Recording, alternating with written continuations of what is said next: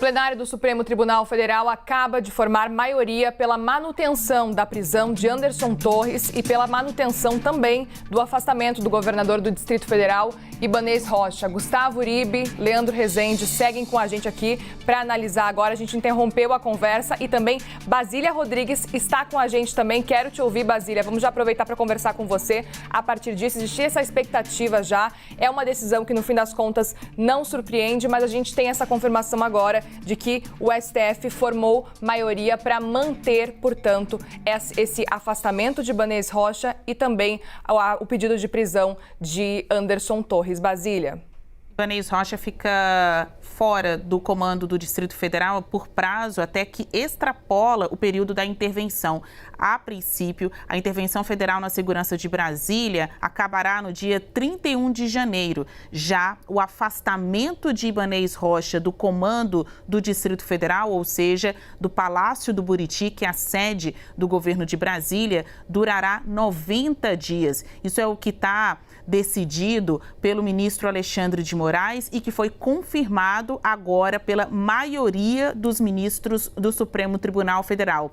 Ibanez Rocha, que chegou a gravar um vídeo em que pede desculpas, especialmente para o presidente da República, Luiz Inácio Lula da Silva, e também a população pelo descontrole da segurança no domingo. Ele foi substituído pela vice-governadora, agora governadora em exercício do Distrito Federal, Celina Leão. Esta decisão complica a situação política do governador, que é filiado ao MDB e havia acabado de iniciar o seu segundo mandato à frente de Brasília, à frente da capital federal. Vamos puxar para uma frase que foi dita há pouco pelo presidente Lula sobre essa relação federativa entre Brasília e o governo federal. Lula destaca: somos nós que pagamos a polícia do Distrito Federal. Isso porque, em função do Fundo Constitucional, cabe à União prover recursos para o pagamento de gastos na saúde, na educação e na segurança do Distrito Federal, uma vez que nós, Brasília, não somos Estado, somos um distrito. E isso lá atrás, desde a criação da capital, a nova capital federal, Brasília, nova capital do Brasil, isso acabou sendo estabelecido em lei. Por conta do Fundo Constitucional, recursos federais são utilizados para o pagamento de despesas na área da saúde, da educação e também da segurança pública. Isso mostra que a situação para o governador fica mais difícil depois dessa decisão do Supremo Tribunal Federal e também uma certa instabilidade do que vai acontecer com o futuro da própria capital federal, já que o Lula também ressaltou: outros estados, outras unidades da federativas não contam com essa colher de chá de ter os seus gastos mais importantes pagos, custeados com recursos federais. Perfeito, Basília. A gente passa, então, inclusive, essa informação que foi confirmada em primeira mão pela jornalista Gabriela Coelho. E Moraes, então, foi seguido na votação pelos ministros Gilmar Mendes, Edson Fachin, Carmen Lúcia, Dias Toffoli e Luiz Roberto Barroso, formando, então, essa maioria. Gustavo Uribe, eu quero te ouvir. Faltava apenas Luiz Roberto Barroso, que acabou de depositar o seu voto. Lembrando que o estrago causado em Brasília impediu com que essa votação fosse presencial. O novo regimento da Suprema Corte tinha estabelecido que, em decisões monocráticas de prisão, era necessário confirmá-la ou recusá-la por meio de uma votação física no plenário do Supremo Tribunal Federal. Mas o prédio da Suprema Corte foi o mais destruído. O plenário está inabitável. Então, Rosa Weber teve de tomar uma decisão de que 100% agora das votações serão virtuais. A votação acabaria até às 11 da noite de hoje, mas a gente já tem uma maioria. É interessante a gente perceber que já existe em Brasília uma avaliação de que talvez seja necessário estender a intervenção federal na segurança pública. Isso pode ser feito com um novo decreto, assinado e editado por Luiz Inácio Lula da Silva no final deste mês, mas que também tem de ser confirmado pelo Congresso Nacional. Há também uma avaliação de que a situação de Ibanez Rocha fica muito difícil.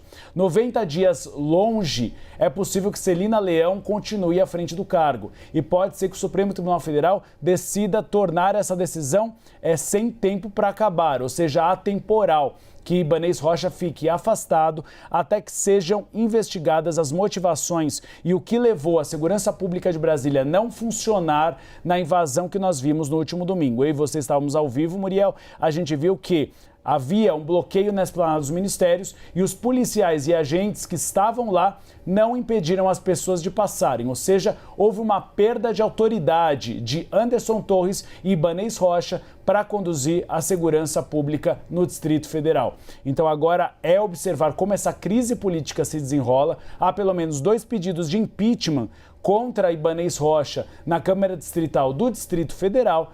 E agora acompanhar realmente como será a prisão de Anderson Torres. A informação que a gente tem é que ele retornará hoje da Flórida ao Brasil. Nós ainda não temos apenas a informação do horário, porque houve um problema na rede aérea dos Estados Unidos. Então é possível que ele não consiga chegar hoje como ele pretendia aqui em Brasília. Essa decisão do Supremo Tribunal Federal, Muriel, poderá ter repercussões muito maiores. O Uribe acabou de destacar a possibilidade de impeachment de Ibanez Rocha. Ele fica fragilizado politicamente. Temos que consultar seus aliados, seus apoiadores, se vão continuar no barco com Ibanez Rocha, agora que ele, para a Justiça, não é governador de Brasília. Está afastado por 90 dias. Um outro ponto muito importante, outro assunto que está quicando, é se a intervenção federal poderá ser ampliada não só do prazo, mas também da extensão de áreas. Hoje há uma intervenção federal na área de segurança. Com essa instabilidade política em Brasília, governador afastado,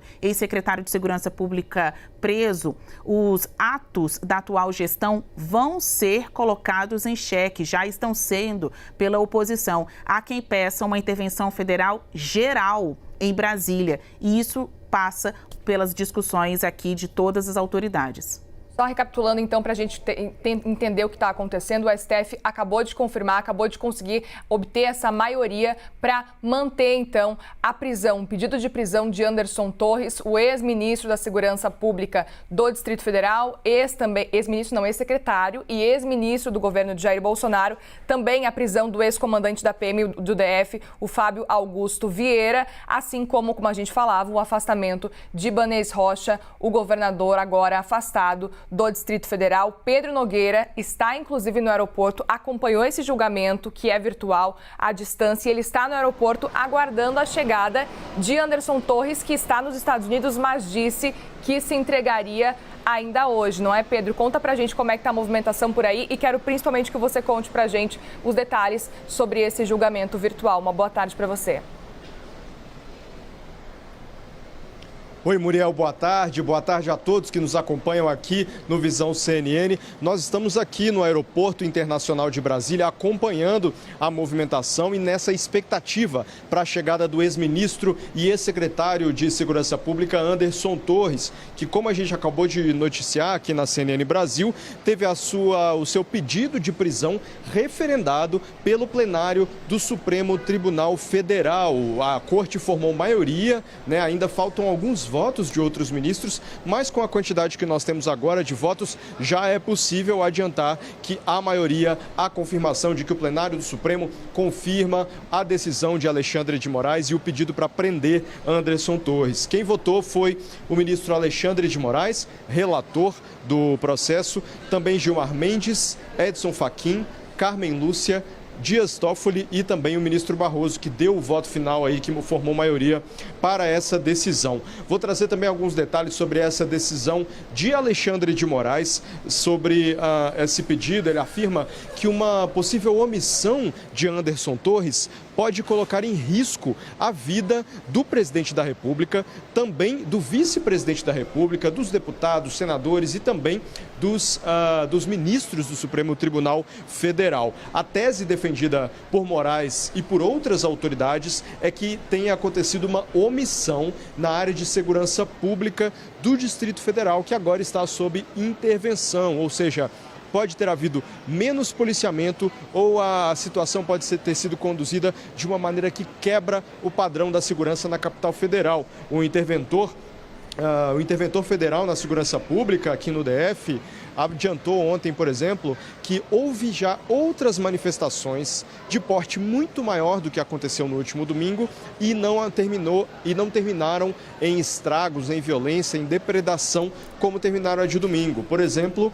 a posse do presidente Lula no dia 1º de janeiro trouxe dezenas de milhares de pessoas às ruas do Distrito Federal, à esplanada dos ministérios, com segurança irretocável, sem nenhum tipo de incidente, sem destruição e sem violência. Então houve aí uma mudança e é isso que a intervenção vai procurar encontrar, vai procurar entender, e parte disso passa, claro, então, pelo que decidiu agora o Supremo Tribunal Federal, de manter a prisão de Anderson Torres e manter o afastamento do governador Ibanez Rocha.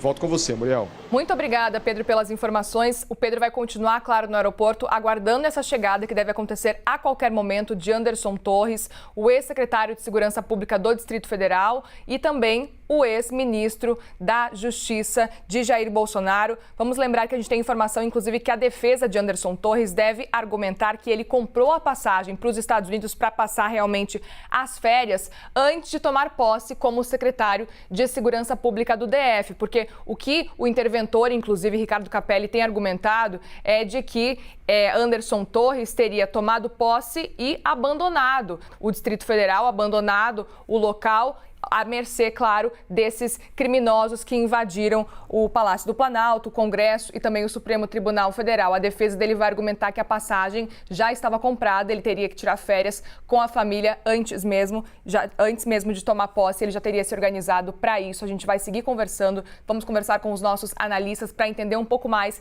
dessa estratégia de defesa e o que acontece, então, a partir de agora. As repercussões políticas com relação a esse afastamento para valer agora de 90 dias de Ibanez Rocha como governador do Distrito Federal e esse pedido de prisão de Anderson Torres também.